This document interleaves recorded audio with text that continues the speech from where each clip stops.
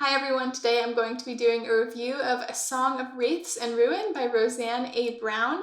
This is a new release that's been getting a lot of hype recently, and pretty much everything I had seen about it was overwhelmingly positive, so I was super excited to read this book and I really wanted to love it.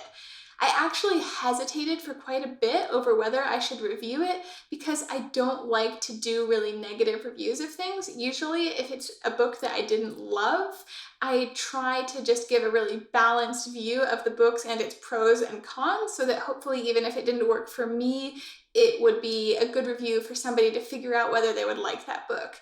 But unfortunately, with this book, I'm just going to say if you want another perspective, and I think you should get another perspective, just go look up somebody else's review of this book because I've seen so many positive ones and I really tried to find some positives and I just really didn't like this book. It really didn't click for me at all. So this is just my opinion and it might be a little rantier than what I usually do, but please don't take this to be everything about the book. Go educate yourself with some more perspectives. Maybe my disclaimer should also be this is a young adult book and I don't read a ton of young adult fiction, but on the other hand, I think young adult is mostly a marketing thing. So I think there are books that are young adult or that could be young adult that are very much things I enjoy. So I don't think the fact that this book is young adult is necessarily why I didn't like it, but it might be that I was looking for a level of depth that isn't always found in young adult books. A Song of Wraiths and Ruin is based on North and West African folklore and mythology, and just based on the premise and the setting,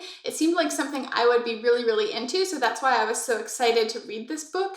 There are two main point of view characters. The first one, Malik, is from a group of people that have been sort of historically colonized and oppressed. He and his two sisters, one older, one younger, are on their way to the main city of Ziran for this once every 50 years festival called Solstasia, and they are hoping to start a new life there, but they need to hide their ethnic identity in order to start this new life because the group of people they're from is not particularly welcome. But early on in the book, Malik makes a stupid mistake that gets him and his siblings mixed up in some magic, and he ends up needing to kill the princess of Ziran in order to rescue his youngest sister. In order to do that, the only way that he can think of to get close to her is to enter this tournament that's held as part of the festival so that he can win that, or through it just get close enough to manage to kill the princess. The other point of view character is Karina, who is the princess of Ziran. She is the heir to the throne because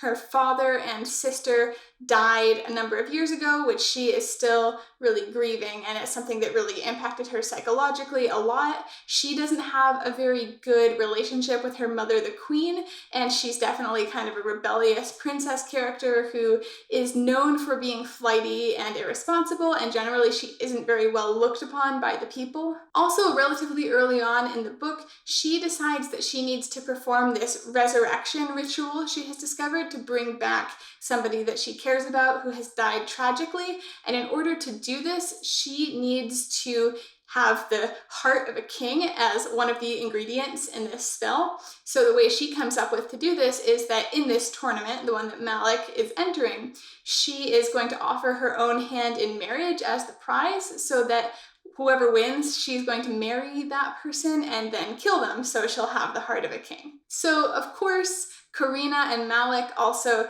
develop feelings for each other during the course of this book, and they also need to kill each other as it's the only way for each of them to achieve their goals. I was actually pleasantly surprised at how this plot arc resolved. I won't say any more about that, but it wasn't what I expected. Okay, so before I go any further with the review, I have one rant that I really need to get out of the way, even though it might not be the most important thing to the story. Karina, the princess, is supposed to have a love of music and be a musician, which is something she shared with her deceased father. So very early on in the book, there's this scene where she has sort of run away to a tavern and she gets into a basically music battle with a bard, and just the way the whole scene is portrayed just completely threw me off, the writing and the character in the book, in probably kind of an unfair way, but I'm going to talk about it anyway because it bothered me so much.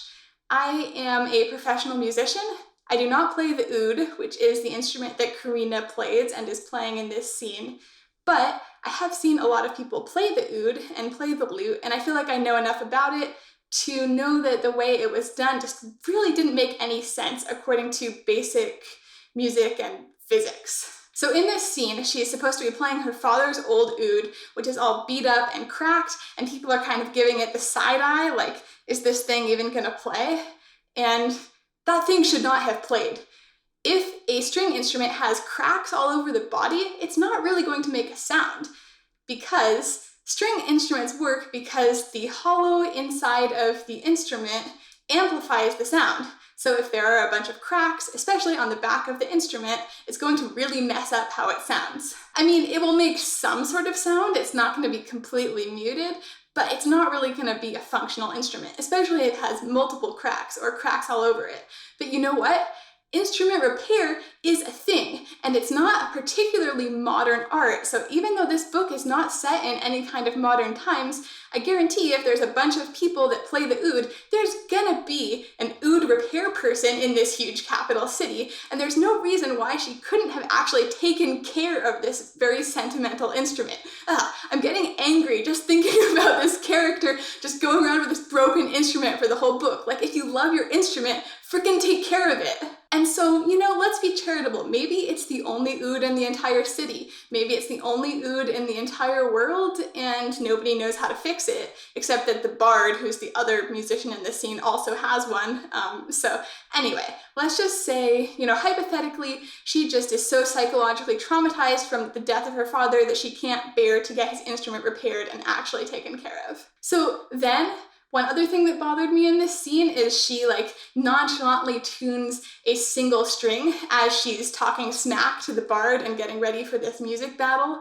But there's really no reason to tune a single string of an instrument. Like, have you seen how many strings an oud has, or a lute? Like, if you don't play it against another string, how are you gonna know if it's in tune or not? And you know, maybe she tuned before this scene, and even though she's just taken it out of the case, it's magically still in tune, even though if you've seen these things, it takes a while to get them in tune. So maybe she's so brilliant that she knows whether or not her instrument is in tune, or maybe she did check another string and the author just didn't describe that, which is fine. You know, this doesn't have to be like a blow-by-blow perfect description of how you take out and tune and play an instrument. But in that case, I wish that the author just hadn't mentioned it. So then, she gets up and plays this oud standing on a table. If you've ever seen someone play an oud or a lute or an instrument from that family, you've probably seen them do it sitting down. That's because these instruments have really big bellies, and you kind of have to curve yourself around the instrument in order to play it. So playing standing up is technically probably possible, but very, very awkward. So if you haven't seen an oud before, you can go Google it, but also it's very similar to a lute, and the way it's played looks kind of similar to if you've seen someone play classical guitar, where they're sitting down and usually like a little bit raised. Also, before doing this video, just to double check myself, I did look and see if I could find any videos or pictures of someone playing an oud standing up. The answer was no. I mean, just because I've never seen it done, but that doesn't mean it's not possible, but it doesn't seem like the internet has really seen it either. Okay, so maybe this is an oud that isn't like the ouds in our world. Maybe it's kind of like an electric guitar, where it's like not really actually producing any sound, so it's okay that it's cracked, and she's playing it standing on a table and all of this stuff, and I'm just being super picky here. But then there's a scene that reads kind of like a bad imitation of some of the performance scenes from The Name of the Wind, which were actually really good, where she plays this really slow, sad song really fast and up-tempo in order to be surprising with it and in order to express her emotions, which is great, except that in this case, she's still also singing and playing the song, so the words are going to be going way faster than the song usually goes, which can really throw off a song, but yeah, that can work. Okay, so she's doing that, but then she starts singing each verse in a different language, and she's just translating them on the spot. And at the end, her maid is like, oh wow, I didn't know you could do that. And she's like, yeah, I guess it's good all my princess lessons in different languages paid off. And the thing is, if you think about how hard it is to translate and then set a song into a different language, like music, the syllables have to match the music. and it's really hard to literally translate something and also have it match the music. It's the same thing that people are dealing with when they like dub movies or cartoons in different languages. So she's doing this in multiple languages, verse after verse, twice as fast as the song goes. Really? Like, I don't even know what kind of genius you would have to be in order to do that. But if she is that kind of genius, it sure doesn't show up in the rest of the book. So this scene, obviously, it's not the end of the world, but it really rubbed me the wrong way, and it really just completely threw me off the rest of the book, which is not fair. I know I'm a professional musician. Not everybody spends as much time around music and instruments as I have, but still, it just really bothered me. So, okay, we're gonna move on past this, but I just needed to put it out there into the universe. So back to the actual book, and not just this one scene that really bothered me. I really wanted to love this book. I actually saw so much hype about it, and the description sounded so cool. I was hoping it was gonna be a new favorite. And maybe it's unfair to put that kind of pressure onto a book. I know sometimes we raise our expectations way too high, and then there's just no way the book can live up to it. So I'm gonna acknowledge that. An epic fantasy duology based on West African folklore sounds like exactly the kind of thing I would love, but I was kind of left feeling like this book didn't have a lot of meat. The world building just didn't feel very substantial to me. I hope this isn't just a young adult thing, but it felt like every single detail that was thrown in there had to get used in the plot in some way. Like, there was no sense of depth to the culture or mythology to me. Every single thing we learned about ended up being like an element in the plot. So I wish, there had been more than that one legend getting mentioned all the time, or more folklore, or just more anything that made me feel like there was more to this culture than the one festival that we were celebrating during the book. I also didn't like how badly explained the magic was. It was a very soft magic system. Like, towards the beginning, Malik basically just suddenly decides that he's going to embrace the magic that he has suppressed his whole life because he was told that he shouldn't see these spirits and that it was evil, and suddenly he can just do these really complex illusions, and nobody has really ever taught him how to do this, and it's not really explained how he's doing it. It's just a power he has. But to me, that's just really unsatisfying. I want to understand what role this magic plays, and it does get explained a little bit as we go on through the book, and different characters also have magic, but I just didn't find it very satisfying. I don't always need a really hard Brandon Sanderson style magic system where everything is scientific and explained.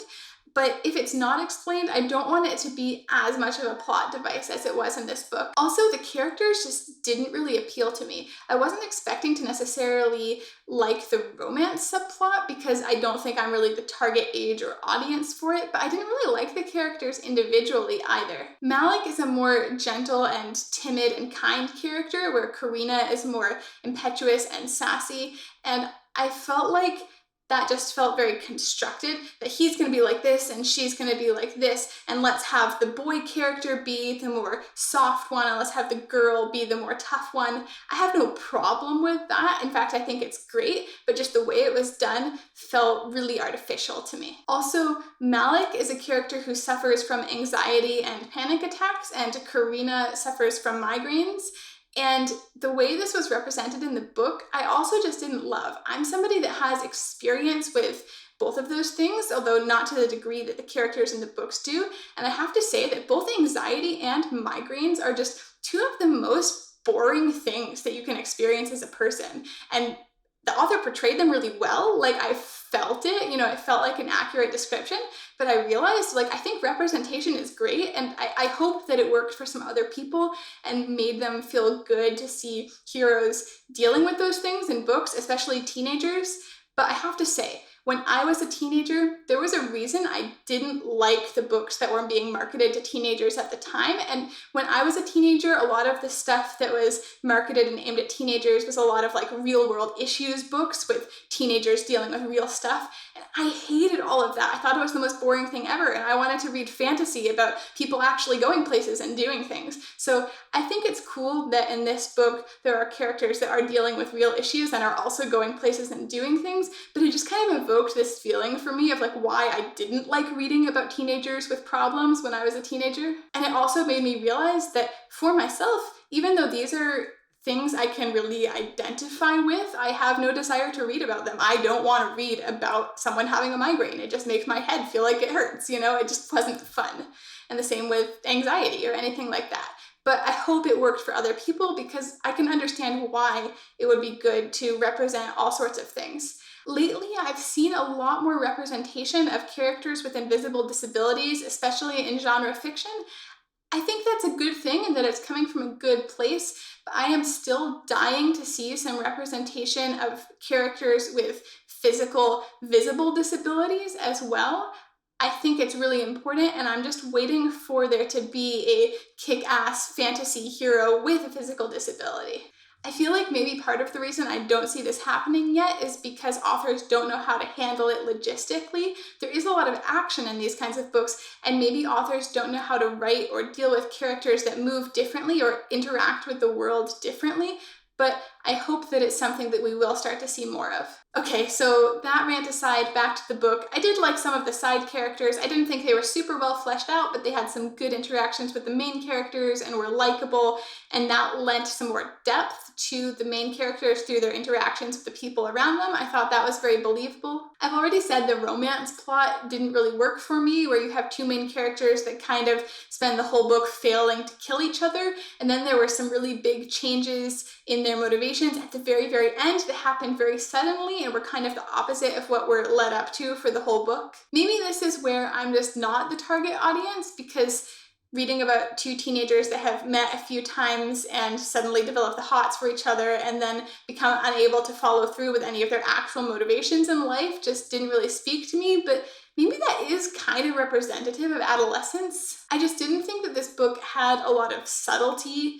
There was, for example, one scene where somebody says, "Oh, I think we have a traitor," and somebody else in the room who is an important side character says, "Oh, you must be right. Don't worry about a thing. I will take care of it." And I mean, is it not obvious? Maybe my description is a little unfair, but is it not obvious that that's the traitor? That's so obvious to me. And yet I saw somebody else in a review talking about how they couldn't believe the twist that that character was the traitor. So I know I just ranted a lot. I'm really disappointed that I didn't like this book when there was so much hype for it. It seems to be working really well for a lot of people, and I really do genuinely appreciate, I think, the things that it is trying to do, and I'm glad that people are loving it. I really wanted to love this book. I'm disappointed that I didn't really like it. And usually I don't do negative reviews, but I feel like I just had a lot to get out about this one, and I kind of feel like it just somehow rubbed me the wrong way, maybe through no fault of its own, because there was nothing that bad about it. Clearly, a lot of people are really loving this book. It's really hitting home for them. It should have been the kind of thing I liked. It just didn't work for me. But if it seems like something you're interested in reading, please try to find a more positive review of this before giving up on it, and maybe you will really love this book. I hope you do.